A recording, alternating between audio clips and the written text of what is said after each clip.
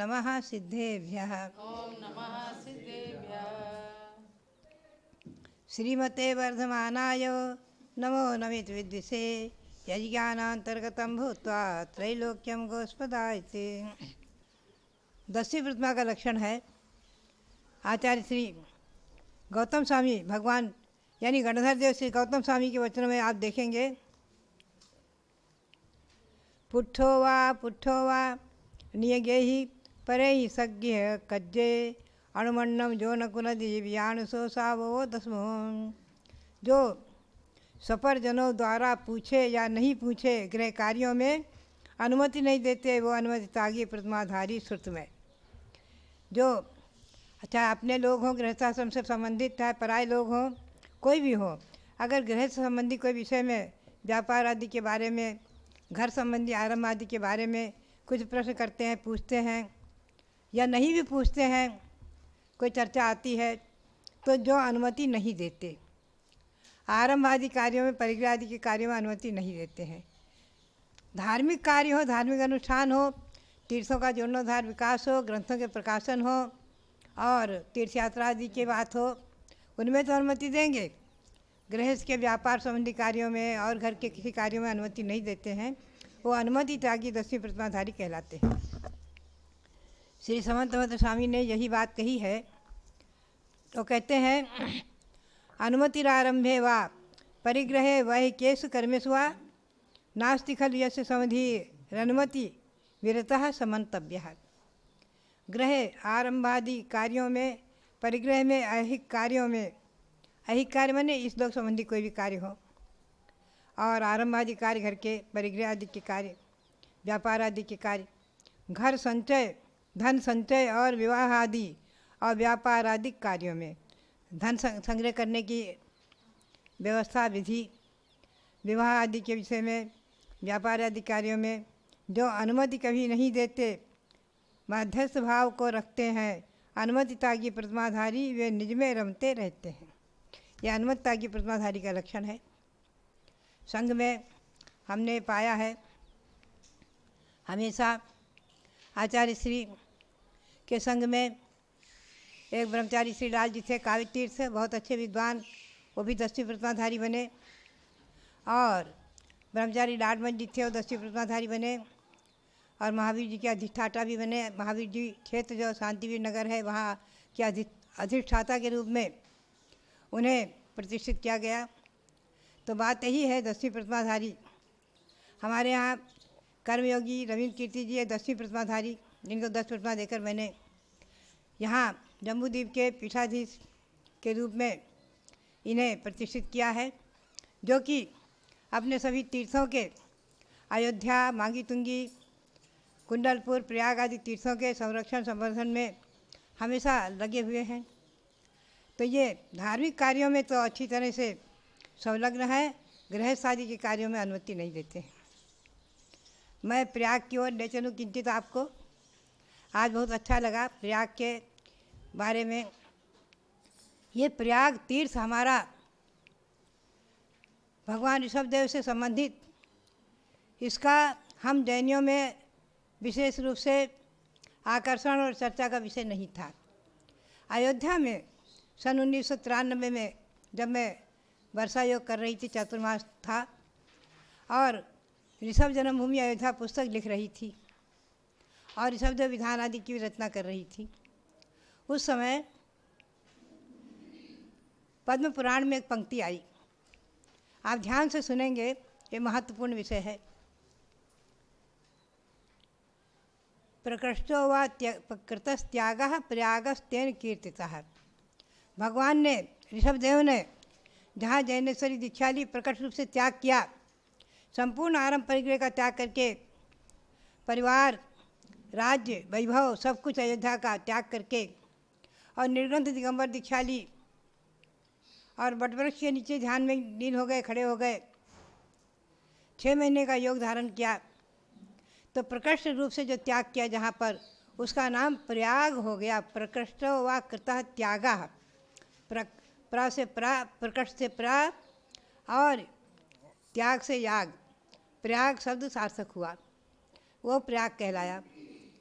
ये पढ़ कर के मुझे अच्छा लगा। हरिवंश पुराण में भी ये पंक्तियाँ आई कि भगवान ऋषभदेव ने प्रयाग में जाकर दीक्षा ली, उसी का नाम प्रयाग हो गया।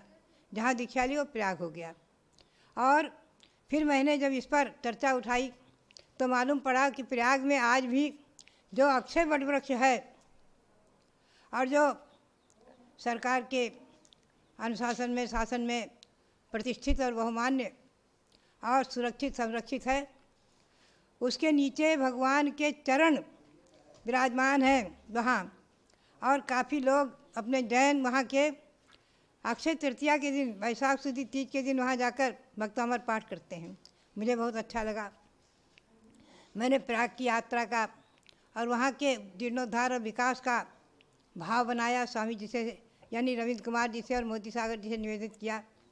उन लोगों ने बस मेरे भावना को देखते ही और उसके विकास के बारे में स्थल का क्रय किया और वहाँ जाकर के, और स्थल का क्रय बाद में हुआ है। उस समय ईस्वी सन 2000 में अमेरिका में विश्व शांति शिखर सम्मेलन था, उसमें हमारी आरिका चंद्रावती जी का नाम आया था। तो हमने कहा आरिका चंद्रावती जाएंगी नहीं, तो रविंद्र कुमार, ब्रह्मचारी रविंद्र कुमार जी को भेजने का निर्णय हुआ था। तो वो प्रयाग में भगवान ऋषभदेव वटवृक्ष नीचे विराजमान होंगे, दीक्षा मुद्रा में समोसरण बनेगा, भगवान वहाँ विराजमान होंगे, कैलाश पर्वत बनेगा आदि कुछ तीर्थ का रूपक बनाया हम लोगों ने बैठकर, और सुंदर पोस्टर फोल्डर छपा, वो लेकर के और विदेश गए थे। लोगों ने कहा कहाँ बनेगा, बोले जाकर के अभी जगह क्रय करूँगा। तो हमारे यहाँ रूपरेखाएँ पहले बन जाती हैं और भगवान की प्रतिमा के विराजमान करने के लिए प्रतिमा के लिए आर्डर भी हो गया। वो वहाँ से आए, चतुर्मास पूर्ण हुआ। मैंने दिल्ली से प्रयाग के लिए विहार किया तो प्रतिमा जी आ गई थी, देखकर बड़ा मन प्रसन्न हुआ। और वहाँ जाकर रविंद्र कीर्ति जी ने जगह का क्रय किया और कैलाश पर्वत के निर्माण की रूपरेखा बनी। सुंदर नीचे कैलाश पर्वत के तलघर में अंदर सुंदर भव्य भगवान ऋषभदेव विराजमान हुए धातु के, और ऊपर में भगवान विराजमान हुए पद्मासन, लगभग शायद 9 फुट के 11 फुट के हैं, बहुत सुंदर। और कैलाश पर्वत की रचना, उसमें 72 भगवान त्रिकाल चौबीसी विराजमान हुई। एक तरफ कृत्रिम वटवृक्ष बनाया गया धातु का, उसके नीचे दीक्षा मुद्रा में भगवान खड़े हैं। और एक तरफ एक सन 1998 में भगवान ऋषभदेव का श्री समोसरण का दिल्ली में विहार कराया गया था। समोसरण की श्री सुंदर छोटी सी समोसरण की रचना धातु की बनाकर और ट्रक में सुंदर रथ में सजाकर तत्कालीन प्रधानमंत्री अटल बिहारी वाजपेयी से उसका उद्घाटन करा के तालकटोरा स्टेडियम से बहुत प्रभावना के साथ भगवान ऋषभदेव की प्रभावना करते हुए उनके समोसरण का श्री विहार, मंगल विहार सारे भारत में कराया गया था। वो समोसरण धातु का सुंदर बना हुआ है, वो भी दूसरी तरफ विराजमान हुआ वहाँ। यानी दीक्षा मंदिर, दीक्षा की भगवान की प्रतिमा विराजमान है एक तरफ भगवान की केवल ज्ञान के प्रतीक में समोसरण विराजमान है, बीच में कैलाश पर्वत बना हुआ है, तलघर में भगवान विराजमान है, ऊपर भगवान विराजमान है और 72 भगवान विराजमान है। ये सुंदर भव्य रचना मेरा प्रयाग के लिए विहार हुआ और वहाँ पहुंचकर भगवंतों के पंचकनार प्रतिष्ठा आदि संपन्न हुए। और वहाँ प्रयाग का महाकुंभ मेला बहुत बड़ा, वहाँ पर भी उस परिसर में हमारे अशोक सिंघल जी जब विश्व हिंदू परिषद के कार्याध्यक्ष थे और भी हमारे जैन कुछ थे, वो केल गोधा आदि, वो सब हमारे भक्त, वो पहले से निवेदन कर रहे थे, माता जी प्रयाग के महाकुंभ में हम आपको चाहते हैं कि वहाँ जैन धर्म का कुछ अपना अस्तित्व और महाकुंभ क्या है ये सब बताया जाए जैन के परिप्रेक्ष्य में, जैन धर्म के परिप्रेक्ष्य में। तो मैं विस्तार से न लेकर संक्षेप में ले चलूँ कि वहाँ पर भी नवम संसद में, विश्व हिंदू परिषद की नवम संसद में लाखों की उपस्थिति भीड़ की और 10,000 संत महंत उनके साधु थे। वहाँ पर भी हमें ले गए, 2-3 दिन हम वहाँ ठहरे परिसर में और वहाँ भी पंडाल में मेरे प्रवचन हुए भगवान ऋषभदेव पर। मैंने बताया कि ऋषभदेव ने यहाँ जो त्याग किया और रत्नत्र धारण किया, वही त्रिवेणी, उसमें स्नान करके और लोग अपने आत्मा को पवित्र करते हैं। भगवान ऋषभदेव की दीक्षा भूमि है प्रयाग, और भगवान को केवल ज्ञान भी प्रयाग में ही 1000 वर्ष बाद वटवृक्ष के नीचे हुआ है। वहीं भगवान का प्रथम समोषण बना है। ये सब अपने पद्म पुराण, हरिवंश पुराण आदि के ग्रंथों के आलोड़न से मैंने सब पाया, और इसको मैंने प्रकाश में लोगों को बताया। तो ये प्रयाग तीर्थ भी प्रकाश में आया। महाकुंभ मस्त का अभिषेक भगवान का 1008 कलशों से हुआ। हमने कहा महाकुंभ नाम सार्थक तभी है जब महाकुंभों से भगवान ऋषभदेव का महामस्त का अभिषेक हो। बहुत ही आनंद आया, लोगों ने आनंद लिया। अनेकों संत महंत भी उससे सम्मिलित हुए, और सभी बड़े बड़े विश्व हिंदू परिषद के कार्यकर्ता आदि उसमें आए, और हमारे वहाँ के राज्यपाल, मुख्यमंत्री आदि भी आए। बहुत अच्छा कार्यक्रम बना। तो बात यही है कि एक प्रयाग भी एक तीर्थ सामने आया, भगवान ऋषभदेव की दीक्षा भूमि और भगवान ऋषभदेव की केवल ज्ञान भूमि। प्रथम समोषण रचना वहीं बनी है, प्रथम दीक्षा भगवान ने वहीं ली है, और वहीं ब्राह्मी सुंदरी आरिका गणनीपद को प्राप्त हुई हैं आरिका दीक्षा लेकर। वहीं श्री ऋषभदेव उस समय पुरिमतालपुर के राजा थे, उन्होंने दीक्षा लेकर भगवान के गणधर पद को प्राप्त किया है आदि।